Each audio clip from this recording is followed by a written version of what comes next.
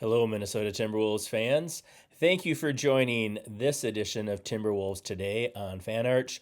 We are brought to you by Kalshi. The playoffs are here, and it's the most electric time in basketball. On Kalshi, you can trade every single playoff game, every series, the conference finals, and of course, the championship. We are going to jump right in. Normally, I go through my like 5 points in my recap. uh, I'm not going to do that. I'm honestly just too jacked to list all this stuff out. I'm just going to flow with things, talk about the three most important players, obviously, in this game, and then wrap up with what's next for Denver. But how can you not start talking about this series, talking about this game six without leading with the most valuable player, Jaden McDaniels? Go back, listen to 3 podcasts ago when I said that Jaden McDaniels was the most important player in this series. Bar none, the tone that he set with his words, with his actions, with his last second layups to incite the Denver Nuggets, he backed it up. He walked his talk. Chris Finch said it after the game. Jaden, he owned the series. He owned the Nuggets. He owned this game. Game 6, he had 32 points, which was a career high. Playoffs, regular season, you name it. He had 10 rebounds, 2 steals, and 0 turnovers. He is the first Western Conference player with 30 points, 10 rebounds, 2 steals in a closeout game with 0 turnovers since Kobe. That's right, 2 players have done it. Kobe and Jaden McDaniels. Hear me now. Jaden McDaniels is better than... I'm kidding. I'm not going that far. But the performance that he had, the cold-blooded nature that he had, that pull-up shot, right? He hit a couple big threes, played out of his mind. The fact that you can do that offensively, 32, 10, 2, and 0, and still lock up and make Jamal Murray look like the fool that he is, it's beyond words. Jaden McDaniels, the Timberwolves, Chris Finch, Mark Lowry, Alex Rodriguez, Minnesota Timberwolves fans, the state of Minnesota, Anthony Edwards, Io DeSumo, Dante DiVincenzo, they owe this to Jaden McDaniels. We are alive. We are moving on to face San Antonio. We'll get, hopefully, right, Io back. Anthony Edwards, maybe, hopefully, in the end of the series. We are in this position because of Jaden McDaniels. Cannot say that enough. Fabulous, fabulous series for Jaden McDaniels, and has moved himself up into legitimate number 2 status. He has passed Julius Randle. Julius Randle had some nice contributions this game, but was largely ineffective. Did not do what he needed to do. He was 6 of 17 of the field, so only 18 points, 4 rebounds, 5 assists. He did have 4 turnovers. I honestly thought Julius was going to have a big game. He didn't. Jaden McDaniels picked that up. TJ Shannon picked that up. We'll talk about that in a little bit. So Jaden McDaniels, number 1 MVP. He has cemented himself as the second best player on this team. Not to give him all of the credit in this series, the second most valuable player was Rudy Gobert. Rudy Gobert was there we go, second most valuable player in the series, and he cemented himself. He cemented his defensive legacy. Obviously, he already has 4 Defensive Player of the Year awards, but what he did this entire series against Jokic is, again, it's nothing short of absolutely amazing, right? I like to say that when the pressure's on, when the stakes are high, the pressure to make every shot intensifies. when you have to be that good offensively because your defense struggles, the pressure increases. And I do believe that Jokic faced immense pressure because he knew of the lack of defense. He knew that every single possession, every single shot um, needed to go in, and he pressed. He did press a little bit. The 3-point shot was off. He was 1 of 5 this game. I don't know what the series numbers are. Maybe I'll go back and look at that in a future pod as we wrap up the series. But his 3-point numbers were way down because he was normally like a 40%, 37% 3-point shooter. But Rudy, Rudy's physicality, Rudy's poise, Rudy's professionalism, Rudy's shot blocking, it was second to none. One of the greatest defensive series by a player that I can remember in recent years for a series. And not only that, but Rudy out of nowhere gets 8 assists tonight, or this game 6. It was last night if you're watching this on Friday. But 10 points, 13 rebounds, 8 assists, almost a triple double for Rudy Gobert. He was putting up obviously not the offensive numbers, but putting up that almost that Jokic triple double. Rudy's impact just absolutely phenomenal this series. And so, man, it is just I've had a lot of I don't know if hate's the right word, but I've been very critical of Rudy. I've been very vocal to say that I don't think that his defensive contributions to this team outweigh the lack of offensive skill that he's had. But he made up for that. He did not blow the roof off offensively. I mean, the assist wise, I mean, that's crazy. Making the right passes. He was still himself as far as offensively. He was better postseason than he was regular season, but still very limited in what he could do. But the fact that his defense was so good completely made up for the lack of offensive efficiency, that offensive skill. And so, I take that back. I take that back about Rudy Gobert. I also take back comments that I had said in previous podcasts about Jaden McDaniels' mental makeup, his mental DNA, and questioning whether he had that. He proved that he did. It was a gigantic growing up and maturing season for Jaden McDaniels.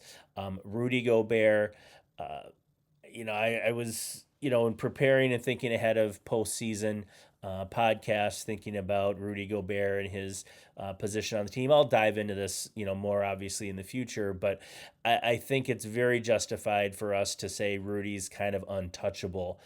We'll see how the Denver or the San Antonio series goes, but I'm almost on board to say that Rudy's untouchable for next season. Bring him back, make sure that he's not on that trade market.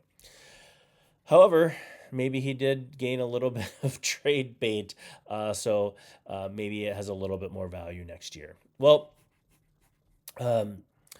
we're getting back to our sponsor, Kalshi. You're with Kalshi, you are trading against peers in a live market, meaning there's no house, and as the probability changes, you can buy in and out of your position. So for a limited time, download the Kalshi app and use the code FANARCHBASKETBALL to get $10 when you trade 10. KALSHI, Kalshi, trade on anything. All right. This is the one that you're probably all waiting to hear me talk about, TJ Shannon, because you all said that Chris Finch was, wouldn't put in the young players. He was very critical. He didn't give Shannon the minutes.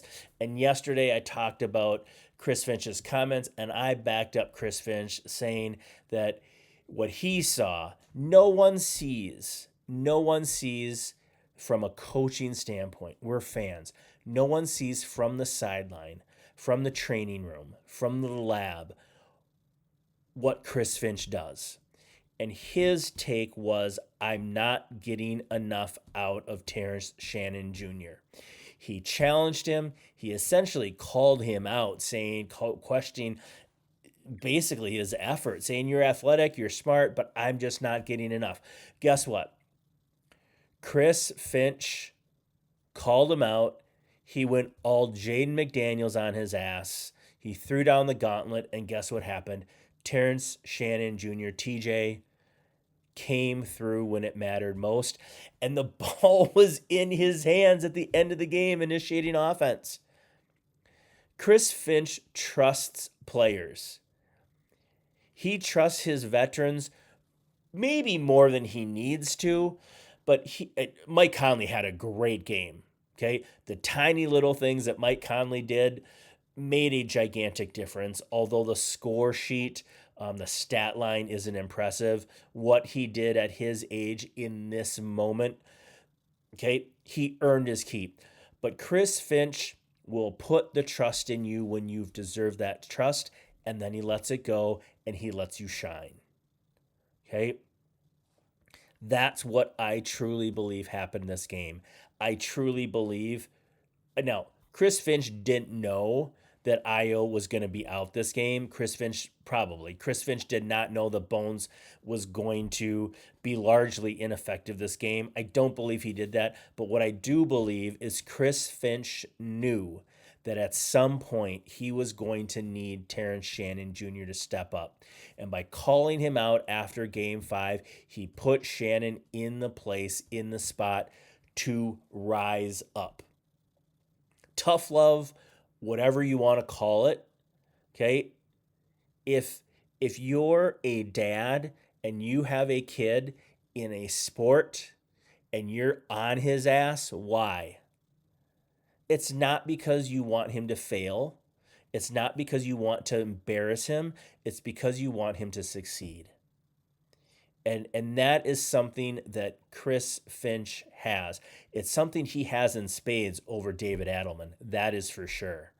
So, speaking of that, so TJ, man, you stepped up. You stepped up huge. We're going to look at this. 24 points, 6 rebounds, 2 steals in 35 minutes. And again, at the end of the game, had the ball in his hands. Chris Finch said, I trust that you can blow by your defender and get to the rim. Right? He called on that numerous times at the end of the game in the fourth quarter, and TJ came through. All right? Just said that Chris Finch has what David Adelman does not have in spades. What's next for Denver? Is this the end of this Nuggets era where they were seen as one of the title contenders? After the series, they did not have any sort of title contention to them, even though they were a top 3 seed in the West. Denver, so Adelman has to be gone after this series. If you are Denver ownership, Denver fans, you are calling for David Adelman's head to lose to a team without their 3 top guards in a guard-heavy, guard-centric league, and you're without your 3 top guards and you lose to this team. I don't care if you don't have Aaron Gordon. I don't care if you have Peyton Watson. You lose, it's embarrassing. He needs to be gone. So what else? The Denver Nuggets are in a bad spot. Their cap number is $215 million next year. They are going to be over aprons. They are going to be on top of aprons. Jokic is locked in at $59 million. Murray 50. Aaron Gordon 34. Cam Johnson 23. Valanciunas 10, which is an option. Christian Brown is set to make $21 million a year next year. Okay. Peyton Watson is not under contract next year. Tim Hardaway is not under contract. Bruce Brown is not under contract. They do not have the money to re-sign these people. Their bench is gone, and their starters couldn't do it. Okay? They're going to have... Christian Braun is untradeable, right? He's untradeable, and he's unstartable. Okay? Denver Nuggets fans are going to be sharing that picture of him dunking and pointing at Jaden McDaniels like they're clowns. Christian Brown was terrible. Okay. And he's locked up with them through 2030, 2031. No one is touching that contract. That is super restrictive. Cam Johnson will be in the last year of his contract at 23 million next year. He is trade bait 100%. They need to clear up cap space. Aaron Gordon at 30, who's maybe now injury prone, 33 million next year, 36 the year after that, 39 the year after that. Jamal Murray, do you trade Jamal Murray? Right? Um, what do you do? I mean, you got to get rid of somebody. You got to get rid of Aaron Gordon, Cam Johnson, Christian Brown's untouchable, Zeke Najee. Like, what are they going to do? They can't throw the same lineup out there again.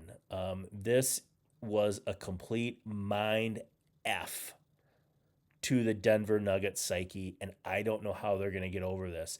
They have to bring in a strong coach. They have to bring someone that can motivate these guys.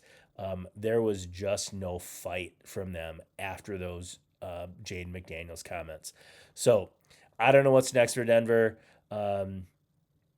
Altitude Sports, man, have fun with this. Your team's in trouble. We might be in trouble too in the second round against the Spurs with the band-aided lineup that we have. But if we can do this against the Nuggets, I do believe we can be competitive with the Spurs. I obviously will break all this down in upcoming podcasts. We have a few days to set all this up, but I just want to thank you for joining. It's been a roller coaster season.